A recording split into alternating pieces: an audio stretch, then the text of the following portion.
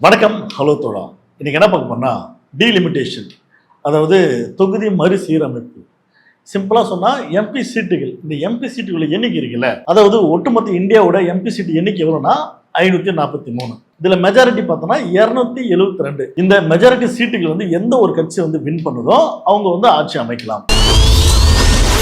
மோடி அவர்கள் பார்த்தோன்னா முதல் 2 முறை பார்த்தோன்னா மெஜாரிட்டியில் ஜெயிச்சாரு தலைவர். ஆனா இப்ப 3ஆம் முறை பார்த்தோன்னா மெஜாரிட்டி இல்ல. பெரும்பான்மையான மாநிலங்கள்ல பிஜேபி வந்து மோடி அரசு வந்து அடிச்சு ஓட விட்டாங்க. இதன் காரணமா அவங்களால மெஜாரிட்டியை வந்து ஆட்சி அமைக்க முடியல. அதனால போயிட்டு ஆந்திராவில் போயிட்டு சந்திரபாபு நாயுடு காலில் விழுந்து, தலைவரே வாங்க நம்ம கூட்டணி வாங்க, நாங்க அள்ளி கொடுக்குறவங்களுக்கு என்ன வேணும்னு சொல்லி அங்கே ஒரு அட்டையை போட்டு, அதுவும் பத்தாதுன்னு போயிட்டு நிதிஷ்குமார் இருக்கிறதால அவர்கிட்ட போயிட்டு ஒரு அட்டையை போட்டு கடைசியை வந்து கூட்டணி ஆட்சி என்ற பேர்ல ஆட்சி அமைத்தாங்க. அதன் காரணமா இன்னி வரைக்கும் பார்த்தோன்னா மோடி அவர்களால தன்னிச்சையா எந்த ஒரு முடிவும் எடுக்க முடியாது. ஏன்னா எந்த நேரத்தில் வேணாலும் சந்திரபாபு நாயுடு புடிக்கிட்டு போவாரு. அது மட்டும் இல்லாம நிதிஷ்குமாரும் எந்த நேரத்தில் வேணாலும் புடிக்கிட்டு போவாரு. அதனாலவே நம்ம மோடி அவர்கள் பயந்து ஐயோ இவனெல்லாம் நம்பி வந்து ஆட்சி நடத்த முடியாது எந்த ஒரு அறிக்கை இருந்தாலும் கேட்டு பேச ஆரம்பிச்சாங்க. அதனால பிஜேபியில வந்து மெஜாரிட்டியை ஜெயிக்க முடியல, ஒரு லூப் ஹோல் வந்து கண்டுபிடிக்கலாம் அப்படின்னு டீலிமிட்டேஷன் ஒரு புதுசாக கொண்டு வாங்க அப்படின்றாங்க. இது புதுசாலாம் இல்ல, கிட்டத்தட்ட 30 வருஷத்துக்கு முன்னாடி பார்த்தோன்னா இந்தியாவில் வந்து அதை கொண்டு வராங்க. பெரும்பான்மையான மாநிலங்கள் வந்து இது வந்து வேண்டாம், இது வந்து ஒன்றுத்துக்கு புடுங்காத ஒரு ஆணைன்னு சொல்லி ஒதுக்கிட்டாங்க. அதுக்கப்புறம் வாஜ்பாய் அவர்கள் வர்றாரு, அவர் அந்த ஃபைல் எடுத்து பாக்குறாங்க. அப்பயும் பெரும்பான்மையான மாநிலங்கள் வந்து சப்போர்ட் பண்ணல.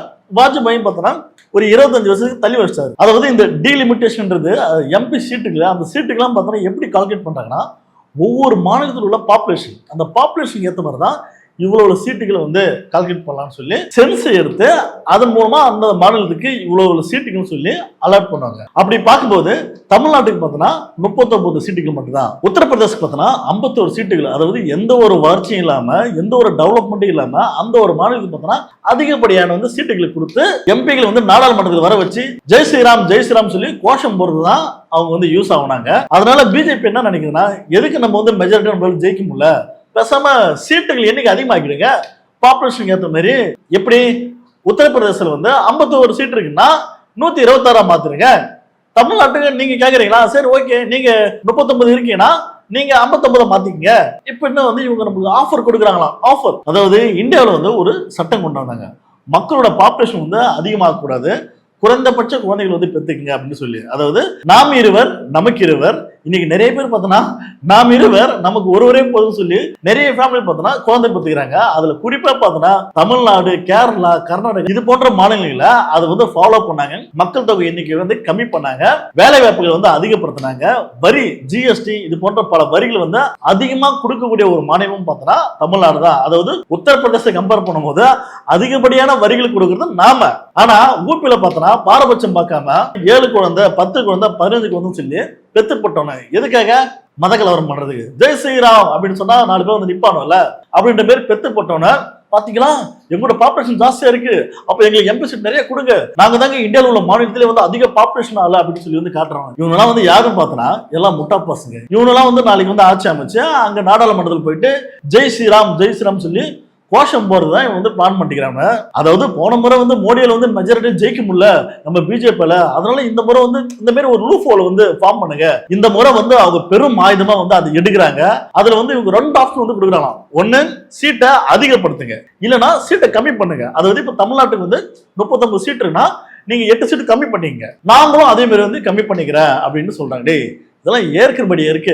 எங்க மக்கள் அளவுக்கு அதிகமான குழந்தை பெற்றுக்காம கரெக்டான லிமிட்டடா குழந்தை பெற்றுக்கிட்டு நல்லா படிச்சு நிறைய வேலை வாய்ப்புகள், நிறைய காசு, வரிகள் வந்து செலுத்துறோம்.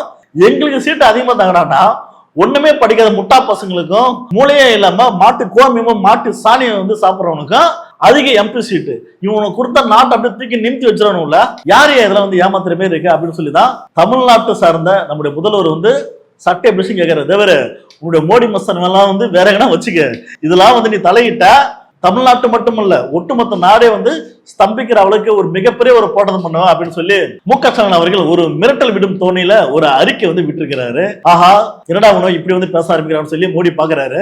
ஏன்னா இந்த முறை மோடி அவர்கள் வந்து மெஜாரிட்டியா வந்து அவர் வின் பண்ண முடியல, எதிர்ப்பு வந்தா அவர் அதை கேட்டு அடங்கி உடங்கி இருந்துதான் ஆகணும். அதே மீறி வந்து மோடி அவர்கள் வந்து நான் செய்ய பண்ணணும்னு செஞ்சாருன்னா தேதாரம் பக்கத்துல இருக்குது ஆந்திர பிரதேசம். சந்திரபாபு நாயுடு ஒரு போட போட்டு, தலைவர் அந்த மோடி மஸ்தான் வந்து சொல்ற பேச்சு கேட்க மாட்டவள வெளியே வாயை கட்சி விட்டுருன்னா நாளைக்கே ஆட்சியை கலைச்சு இன்னொரு ஒரு புதிய கூட்டணி மூலமா ஒரு புதிய ஆட்சி கூட அமையலாம். அதனாலவே மோடி அவர்கள் பார்த்தோன்னா சிறிது பயம் கலந்து அப்படியே இந்த திட்டத்தை கொண்டு வரலாமா வேண்டாமான்ட்டு அப்படியே யோசிக்கிறாரு. அதெல்லாம் கடந்து இந்த திட்டம் கொண்டு வரான போது முதல்வர்கள் பார்த்தோன்னா கடுமையா வான் பண்ணாரு, அறிக்கையை விட்டாரு. அடுத்த கட்டமா எதுக்குமே வாயை திறக்காம, சொந்த படத்துக்கு கூட வாயை திறக்காம நம்ம விஜய் அவர்கள் கூட பார்த்தோன்னா ஏதோ ஒரு அறிக்கை கூட வெளியிட்டாரு. ஆனா நம்ம எடப்பாடி அவர்கள் கூட்டணி வச்சுக்கிறாரு. எங்க இருக்கிறாரு அவரு? ஏன்னா பெஞ்சுக்களை பத்துக்கிறாருன்னு தெரியல. ஆனா அவரு பார்த்தோன்னா இன்ன வரைக்கும் வாயை திறக்கல. நீங்க முதல்வர் ஆகணும்னு ஆசைப்படுறீங்க, அது உங்களோட கூட்டணி நம்முடைய மாநில உரிமைகள் எந்த அளவுக்கு பாதிக்கப்படுறது நம்ம எடப்பாடி அவர்கள் கொஞ்சம் கூட யோசிக்க மாட்டாரு.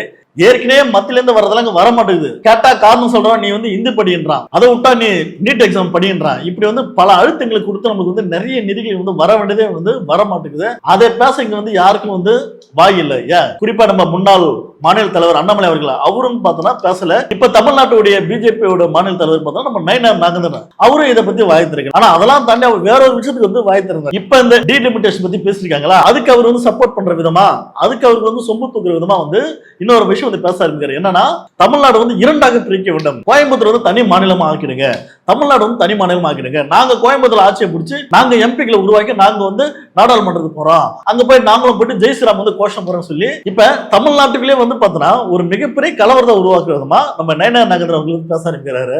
தலைவரே, நீங்க ஆல்ரெடி ஏடிஎம்ல வந்தவங்கன்னா தமிழ்நாட்டோட மக்களோட கோபம் என்னன்றது உங்களுக்கு தெரியும். தமிழ்நாடு மக்கள் விரும்பாதது ஒண்ணு, இங்க ஒரு மத கலவரம் பண்ணி திருப்பரங்குன்றத்துல ஒரு மதக்கலவரம் பண்ணி எதனா ஒரு விஷயத்த பண்ணி நம்ம இங்க ஆட்சி அமைச்சிடலாம், இல்லைன்னா ஒரு இரண்டு மாநிலமும் பிரிச்சிடலாம் அப்படின்னு நீங்க கனவு கண்டீங்கன்னா தமிழ்நாடு மக்கள் உங்களுக்கு சரியான பாடம் புகட்டுவாங்க. அதாவது இந்த வருகின்ற தேர்தலில் பிஜேபிக்கு செருப்படி கொடுக்கும் விதமா இந்த தேர்தல் கண்டிப்பா அமையும்.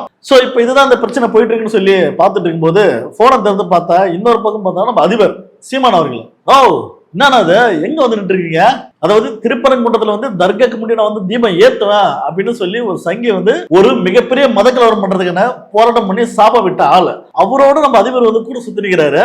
என்னன்னா அது இனத்தோட சேர்ந்துச்சோ. அதாவது சீமான் நம்ம நிறைய வீடியோல எக்ஸ்போஸ் பண்ணிட்டு இருக்கோம். சீமான் ஒரு முழுக்க ஒரு RSS கைக்குலிதான். அது மட்டும் இல்லாம சீமான் அவர்கள் யார் காசு கொடுத்தாலும் பேசுவாரு. ஏன் நம்ம பார்க்கலாம் நம்ம சேனல். ஆனா எங்களை பத்தி ஒரு 4 வார்த்தை பேச சொல்லி நம்ம காசு கொடுத்தோட அவன் பேசுவேன்னு நினைக்கிறேன். ஆனா போய் என்னன்னா அது ஒரு மிகப்பெரிய மதக்கலவரத்தை ஃபார்ம் பண்றாங்க. அவங்க கூட நீங்க சுத்தி இருக்கிறீங்க. என்னத்த சொல்றது, ஏற்கனவே அண்ணன் பாரதியாரை பத்தி நான் புகுந்து பேசணும்னு சொல்லி RSS மேட்டர் பேசின ஆள் தானே அண்ணன். சோ இதெல்லாம் ஏன் போட்டு கட்டனா NTKவில் உள்ள முஸ்லிம்கள் இருக்காங்களா, அவங்க நீங்க பாருங்க விழிச்சுங்க. அண்ணன் யாருக்கு கைக்குள்ளேயே செயல்படுறாரு, கடைசி எங்க போய் நிக்கிறாரு, எங்க கை கோக்குறாரு, யாருக்கு எதிராக நிப்பாருன்றத தயவு செய்து பாருங்க, பார்த்துட்டு விழிச்சுக்கங்க. இந்த வீடியோ பத்தின கருத்துக்களை நீங்க என்ன நினைக்கிறது மறக்காம கமெண்ட் பண்ணுங்க. அடுத்த வீடியோ சந்திப்போம். நன்றி, வணக்கம்.